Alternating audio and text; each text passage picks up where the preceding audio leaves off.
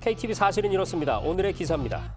정부가 지난해 1월 만든 광화문 1번가 국민참여 플랫폼에 대한 기사입니다.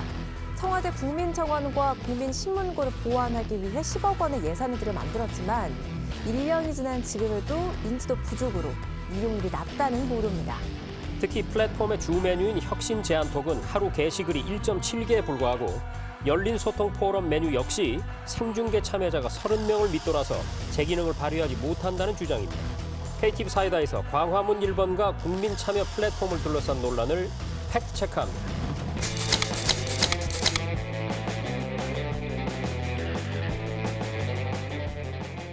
명확한 사실 확인을 위해서 행정안전부의 김가람 사무관을 자리로 모시겠습니다. 안녕하세요. 저는 행정안전부 국민참여심과 김가람 사무관이라고 합니다. 오늘 함께 얘기 나눌 주제죠. 이 광화문 1번가 국민참여 플랫폼 소개를 좀 해주시죠.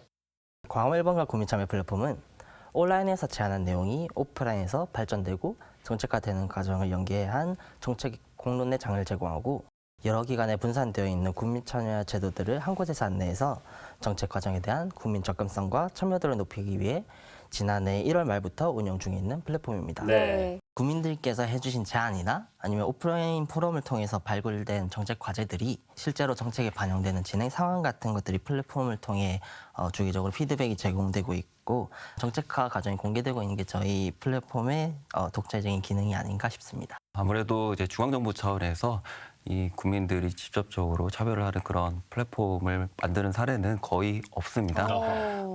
이는 기존의 정책 위반자들의 권력을 낮추는 그런 현상하고도 또 연관이 되기 때문에 정책 위반자의 권력을 국민에게 분산해서 나눠주는 것이기 때문에 맞습니다. 그렇죠. 자, 그러면 이제 기사 내용에 대해서 본격적인 팩트 체크를 한번 들어가 보겠습니다.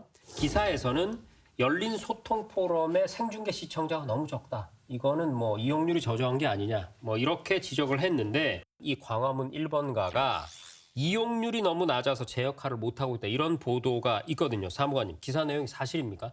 기사 내용에 조금 오해할 만한 소지가 있어서 좀 추가적으로 설명을 드리겠습니다. 네. 지금 기사에서 언급한 열린 소통 포럼 같은 경우에는 오프라인 중심으로 운영되는 포럼인데요. 특정 주제에 대해서 적게는 40명에서 많게는 100명까지의 국민들과 공무원이 함께 모여서 정책 방안을 논의하는 오프라인 포럼인데 시간적인 부분이나 장소적인 제약 때문에 사정상 직접 참여하지 못한 분들을 위해서 생중계 시스템을 지원하고 있고 그 결과 한 30분 정도가 참여했던 걸로 나타나고 있습니다. 네. 말씀을 정리해 보면 실제로 알아보니 열린 소통 포럼이라는 건 오프라인 포럼입니다. 그런데 사정상 거기에 참여하지 못하는 분들을 보시라고 온라인으로 생중계를 하고 있다는 것이죠. 네, 맞습니다. 따라서 이걸 평가하려면 오프라인상에 실제로 그 사람들이 어느 정도 모였는지 이것까지 함께 봐야 하는데 그렇죠. 온라인 30명만 갖고 이용률이 낮다고 얘기한 거니까 사실과 다른 측면이 있다. 이런 설명이네요. 사무관님, 플랫폼 이용자들의 변화 추이는 어떻습니까? 지난해 12월 기준으로 4만 명 정도로 꾸준히 증가하는 추세를 보이고 있고요. 네. 정책 논의들이 온라인상에서 지속적으로 이루어질 수 있도록 계속해서 활성해 나갈 계획입니다.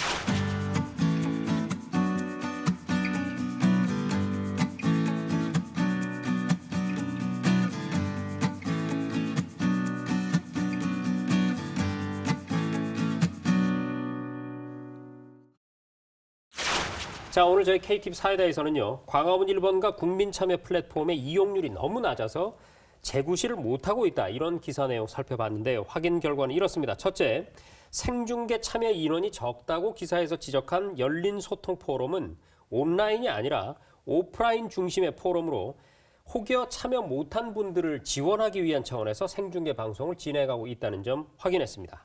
둘째, 국민 참여 플랫폼 전체 이용자는 출범 이후 지속적으로 증가하고 있다는 사실도 확인했습니다.